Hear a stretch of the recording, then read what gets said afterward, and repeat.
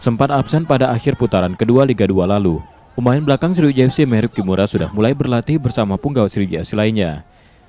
Ibadur Rahman, dokter tim Sriwijaya FC memastikan kondisi fisik pemain keturunan Jepang itu sudah mulai membaik meski belum 100%.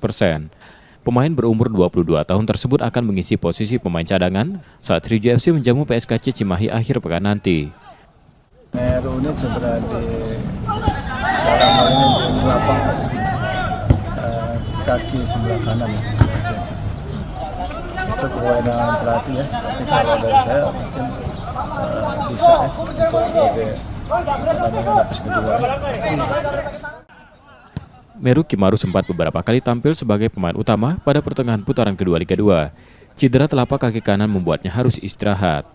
Nur Muhammad, Kompas TV, Palembang, Sumatera Selatan.